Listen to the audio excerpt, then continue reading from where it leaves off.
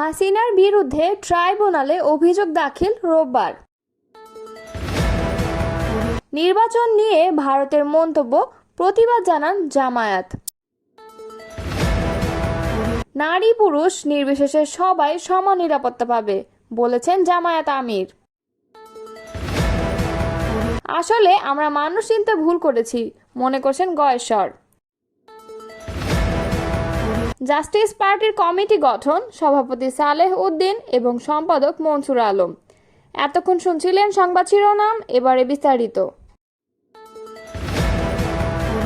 সাবেক প্রধানমন্ত্রী শেখ হাসিনার বিরুদ্ধে আন্তর্জাতিক অপরাধ ট্রাইব্যুনালে রোববার আনুষ্ঠানিকভাবে অভিযোগ দাখিল করা হবে বলে জানিয়েছেন ট্রাইব্যুনালের চিফ প্রসিকিউটর মোহাম্মদ তাজুল ইসলাম। আন্তর্জাতিক গুম সপ্তাহ উপলক্ষে গুমের সঙ্গে জড়িতদের অবিলম্বে বিচার করো শীর্ষক জাতীয় প্রেস ক্লাব শনিবার আয়োজিত এক আলোচনা সভায় চিফ প্রসিকিউটর এই কথা জানান। আলোচনা সভার আয়োজন করে বেসরকারি মানবাধিকার সংগঠন। শেখ হাসিনাকে গুম ও আয়নাঘরের নিউক্লিয়াস বলে উল্লেখ করেন চিফ প্রসিকিউটর। বিচারের ক্ষেত্রে আগামী ডিসেম্বরের মধ্যে উল্লেখযোগ্য অগ্রগতি দেখা যাবে বলে জানান তিনি। তাজুল ইসলাম বলেন, আমরা বিচার প্রক্রিয়া এগিয়ে নিয়ে যাওয়ার বিষয়ে দৃঢ় প্রতিজ্ঞ। চিফ প্রসিকিউটর বলেন, বিচারের কাজ পুরোদমে এগোচ্ছে, তবে তদন্ত শেষ করতে যুক্তিসঙ্গত সময় লাগবে। এ সময় 10 থেকে 15টি উল্লেখযোগ্য গুমের ঘটনার তদন্ত সম্পন্ন হয়েছে বলে জানান চিফ প্রসিকিউটর। তিনি বলেন, জুন মাসের মধ্যে প্রতিবেদনগুলো পাওয়া যাবে। তিনি জানান, বিচারের ক্ষেত্রে তারা খুবই সাবধানতা অবলম্বন করছেন। বিচারে আন্তর্জাতিক মানদণ্ড রক্ষা করা, মানবাধিকার রক্ষা করা, বিচারের নামে অবিচার যাতে না হয়, যেগুলো অতীতে হয়েছে সেগুলো যেন না হয় সে বিষয়ে তারা সতর্ক রয়েছেন। জুলাই আগস্টের মানবতা বিরোধী অপরাধের মামলায় শেখ হাসিনা, আসাদুজ্জামান খান কামাল, চৌধুরী আবদুল্লাহ আল মামুনের বিরুদ্ধে রোববার আনুষ্ঠানিক অভিযোগ দাখিল করা হবে বলে চিফ প্রসিকিউটর জানান। গত 12 মে শেখ হাসিনার মামলার তদন্ত শেষ হয়। ওই দিন এক ব্রিফিংয়ে চিফ প্রসিকিউটর বলেন, জুলাই আগস্টের আন্দোলনে নির্বিচারে 1400 বেশি মানুষ হত্যার দায় শেখ হাসিনার। তার বিরুদ্ধে নির্বিচারে হত্যার নির্দেশনা, প্ররোচনা, উস্কানি সহ 5 অভিযোগের প্রমাণ মিলেছে বলে জানিয়েছে চিফ প্রসিকিউটর। একই সঙ্গে আসাদুজ্জামান খান কামাল ও চৌধুরী আবদুল্লাহ আল মামুনের বিরুদ্ধেও মিলেছে অপরাধের প্রমাণ। জুলাই আগস্টে ছাত্র আন্দোলন নির্মূলে নিরস্ত্র ছাত্র জনতার উপর গুলি, হত্যা, নির্দেশদাতা ও পরিকল্পনাকারী হিসেবে সাবেক প্রধানমন্ত্রী শেখ হাসিনা সহ অভিযুক্তদের বিরুদ্ধে আন্তর্জাতিক অপরাধ ট্রাইব্যুনালে বিচারিক কার্যক্রম চলছে।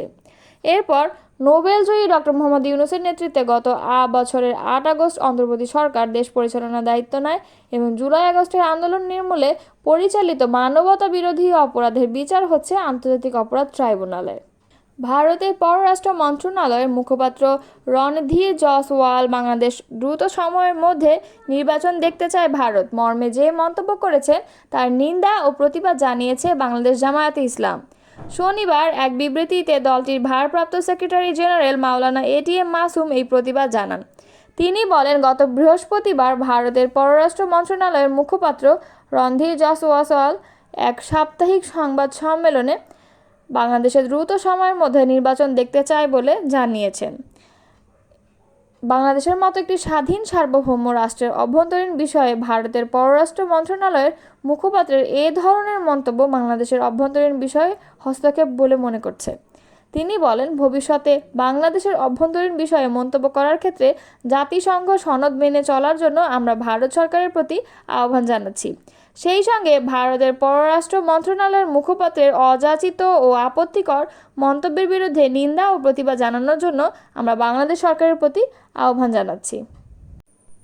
বাংলাদেশ জাস্টিস পার্টির কেন্দ্রীয় কমিটি গঠিত হয়েছে। এতে দলীয় গঠনতন্ত্রের অনুচ্ছেদ 7-এর কেন্দ্রীয় কমিটির সাংগঠনিক কাঠামো অনুযায়ী 29 জন সদস্য রাখা হয়েছে।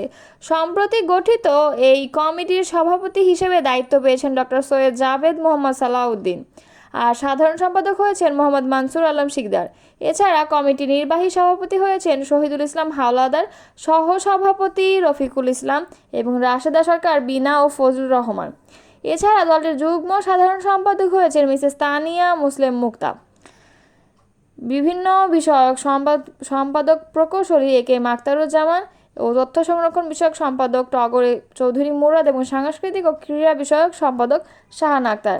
এদিকে দলটির প্রতিষ্ঠাতা সভাপতি ছিলেন মরহুম ব্যারিস্টার সৈয়দ কামরুল ইসলাম মোহাম্মদ সালেউদ্দিন।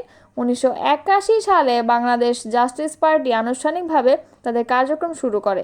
মোহাম্মদ সালেউদ্দিন ব্রিটিশ বিরোধী আন্দোলন ছাড়াও 52 ভাষা আন্দোলন, আইয়ুব বিরোধী আন্দোলনে সরাসরি অংশ নেন এবং একাধিকবার কারাবরণ করেন। চলতি বছরের 16 এপ্রিল দলটি তাদের নিবন্ধন চেয়ে নির্বাচন কমিশনে ইসি আবেদন করেন। জামায়াতে ইসলামীর আমির ডাক্তার শফিকুর রহমান বলেন, ইখলাসের সঙ্গে দ্বীনের কাজ করতে হবে। অর্পিত সাংগঠনিক দায়িত্ব সঠিকভাবে পালন করতে হবে। আমরা জামায়াতকে নয়, ইসলামকে ক্ষমতায় আনতে চাই। ইসলামের আলোকে ন্যায়ভিত্তিক রাষ্ট্র কায়েম করতে হলে মদিনার আদলে নারী পুরুষ নির্বিশেষে সবাই সমান নিরাপত্তা পাবে। শিক্ষিত মা হলে জাতি শিক্ষিত হবে, তবে সেই শিক্ষা হতে হবে রাব্বুল আলামিনের নামে। আমাদের আকাঙ্ক্ষা হবে প্রত্যেক মানুষকে দ্বীনের ছায়াতলে নিয়ে আসা। শনিবার বিকালে নীলফামারী সৈয়দপুরে জামায়াতে ইসলামীর রংপুর দিনাজপুর অঞ্চলের উদ্যোগে জেলা ও মহানগরী কর্মপরিষদ সদস্যদের 2 দিনব্যাপী অনুষ্ঠিত শিবিরের সমাপনী দিনে প্রধান অতিথির বক্তব্যে তিনি এসব কথা বলেন। ডাক্তার শফিকুর রহমান বলেন, মুমিনদের দায়িত্ব হলো প্রতিবেশীর হক আদায় করা। আমরা সবাই আল্লাহর গোলাম, এটাই আমাদের পরিচয়। তাই দায়িত্বশীলদের উদ্দেশ্যে বলেন, বুঝে শুনে জনশক্তিকে পরিচালনা করতে হবে। সংগঠনের কেউ অপরাধ করলে অপরাধের মাত্রা অনুযায়ী বিচার হবে। ব্যক্তি নিজেকে পাহারা দিবে, সংগঠন সবাইকে পাহারা দিবে। সব ইসলামী দল শক্তির সঙ্গে যোগাযোগ বৃদ্ধি ও সম্পর্ক সুদৃঢ় করার উপর গুরুত্ব আরোপ করেন জামায়াতে আমির। তিনি আরও বলেন, শহীদ নেতৃবৃন্দের রক্ত, মজলুমের চোখের পানি ও নেতাকর্মীদের ত্যাগ কুরবানির কারণে আমাদের প্রতি জনগণের ভালোবাসা ও আস্থা বেড়েছে। তিনি সংগঠনের জনশক্তিদের কুরআন হাদিস সহ অধ্যয়ন বাড়াতে এবং পরিবারের সঙ্গে সম্পর্ক ও সময়দান বাড়ানোর নির্দেশনা প্রদান করেন। 30 ও 31 মে জুমাবার ও শনিবার নীলফামারী জেলায় সৈয়দপুরে আয়োজিত শিবির বিষয়ক ভিত্তিক আলোচনা পেশ করেন সহকারী সেক্রেটারি জেনারেল ও রংপুর দিনাজপুর অঞ্চল পরিচালক মাওলানা আব্দুল হালিম এবং সহকারী সেক্রেটারি জেনারেল মাওলানা মোহাম্মদ শাহজাহান। কেন্দ্রীয় কর্মপরিষদ সদস্য ও রংপুর দিনাজপুর অঞ্চল সহকারী পরিচালক অধ্যক্ষ মাওলানা মমতাজ উদ্দিনের পরিচালনায় অন্যান্যদের মধ্যে উপস্থিত ছিলেন কেন্দ্রীয় কর্মপরিষদ সদস্য ও অঞ্চল টিম সদস্য অধ্যাপক মাহবুবুর রহমান বেলাল, অঞ্চল টিম সদস্য মোহাম্মদ আব্দুর রশিদ এবং রংপুর দিনাজপুরের অঞ্চলের বর্তমান ও সাবেক জেলা আমিররা। নির্বাচন নিয়ে জাপানে প্রধান উপদেষ্টার বক্তব্যের নিন্দা জানিয়ে বিএনপি স্থায়ী কমিটির সদস্য গয়েশ্বর চন্দ্র রায় বলেছেন, আসলে আমরা মানুষ চিনতে ভুল করেছি, তাই হারানো গণতন্ত্রকে ফিরিয়ে আনতেই হবে। শনিবার সকাল 11:15টায় বাংলাদেশ শিল্পকলা একাডেমির চিত্রশালায় বিএনপির প্রতিষ্ঠাতা জিয়াউর রহমানের 44তম মৃত্যুবার্ষিকী উপলক্ষে জাতীয়তাবাদী সাংস্কৃতিক সংস্থার আলোকচিত্র ও হস্তশিল্প প্রদর্শনী অনুষ্ঠানের প্রধান অতিথির বক্তব্যে তিনি এসব কথা বলেন। এ সময় জাসাস সভাপতি চিত্রনায়ক হেলাল খান সহ অন্য নেতারা উপস্থিত ছিলেন।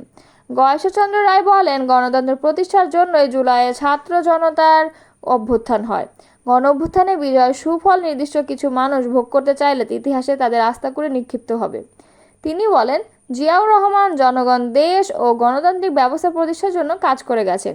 তিনি যা করতেন না তা বলতেন না। স্বাধীন সার্বভৌমত্বের স্বার্থে সবসময় গণমানুষের পাশে ছিলেন। তিনি প্রচারমুখী ছিলেন না, প্রচারই তার পিছু নিত।